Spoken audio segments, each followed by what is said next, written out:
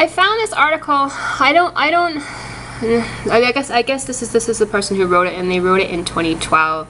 And certainly this is an example of one of those times when I'm not, I have said many times I don't choose excerpts, articles for code purposes.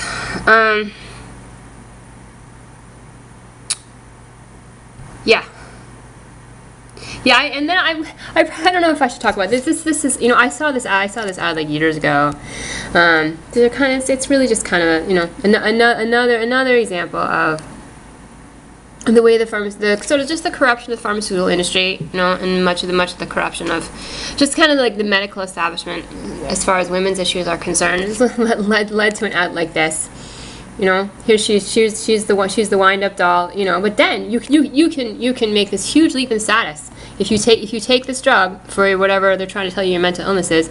You don't just have to be a wind-up doll. You can be a woman who shops. All right, so let's see.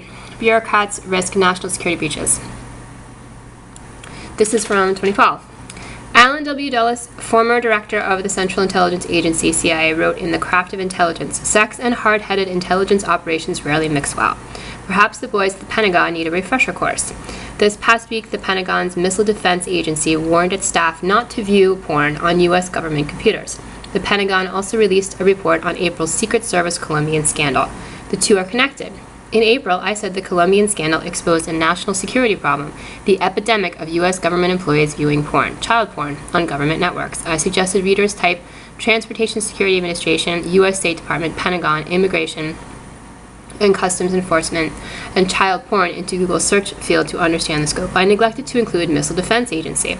Bloomberg quotes a cybersecurity expert saying the Missile Defense Agency's use of porn is concerning because many pornographic websites are infected, and criminals and foreign intelligence services such as Russia's use them to gain access and harvest data. The only possible response is duh. In 2006, the deputy press secretary for the Department of Homeland Security was arrested for trying to seduce online someone he thought was a teenage girl. 4 years later, the Securities and Exchange Commission found that 17 of 31 employers caught accessing porn networks since 2008, one for up to 8 hours a day, were senior staff. In 2010, the Boston Globe reported that senior Pentagon staff were downloading child porn. Instead of generating a media storm, the story died. Senior staff were watching the sexual torture of small children on Pentagon computers, and Americans were not outraged. The latest revelation of missile defense staff using porn should have America extremely alarmed. It is not yet confirmed. It is not yet confirmed if child porn was involved. Of the Colombian Secret Service scandal, Rep. Daryl E. Issa, chairman of the House Committee on Government Oversight and Reform, asked if women younger than 18, i.e. trafficked children, were involved.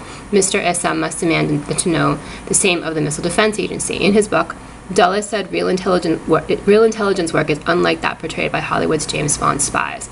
An intelligence officer cannot permit himself to become entangled with luscious females who approach him in bars or step out of closets, lightly clad in hotel rooms.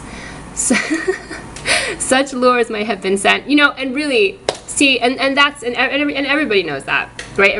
Everybody knows that about spying, I mean, I don't know, and I don't know that people do actually. That's interesting. I don't know that people really sort of generally understand that a lot of really serious work is just stuff that gets done because there are people who are willing to do a lot of really tedious things, just really tedious things in order to get the work done, just day after day, hour after hour, it's the people who are like, willing to do all that tedious footwork,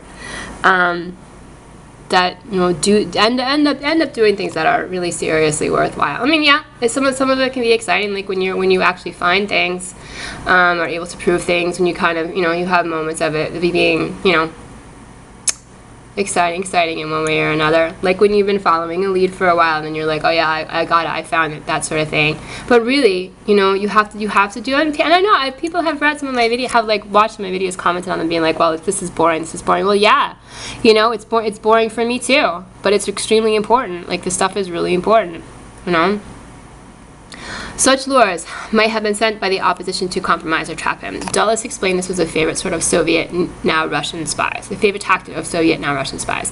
He discussed the Soviet new look, which used female socialite spies in the 1963 British-Russian Profumo affair, using vice rings to aid blackmailing operations in later intelligence exploitation or merely to discredit someone in government positions in the free world.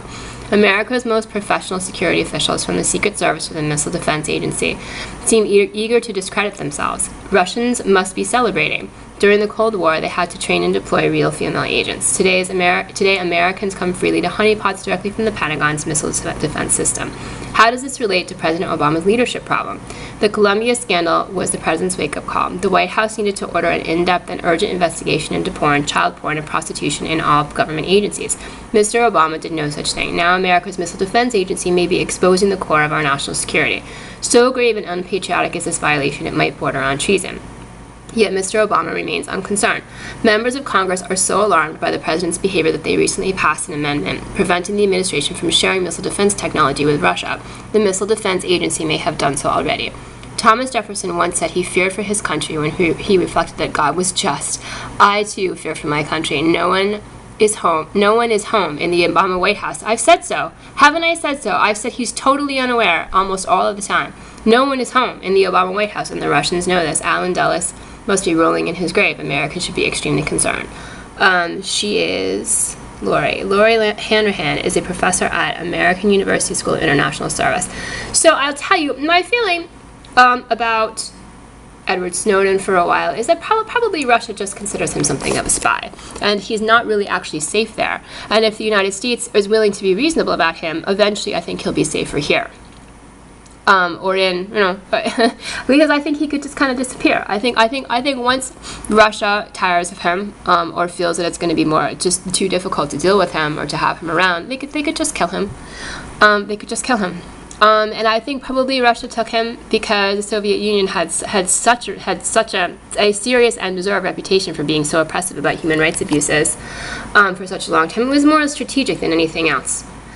So this is my question. Here's my question.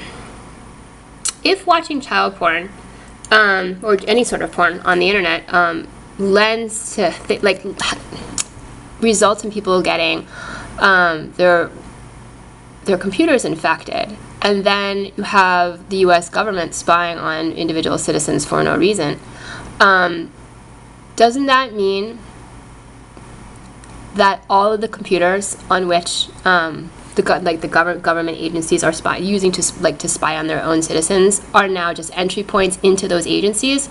So say once you get the virus or whatever the problem is, whatever the spyware is, it's just installed on people's personal computers. Don't those computers then, and if those computers are already being spied on by the citizens' own governments? Do you see what I'm saying?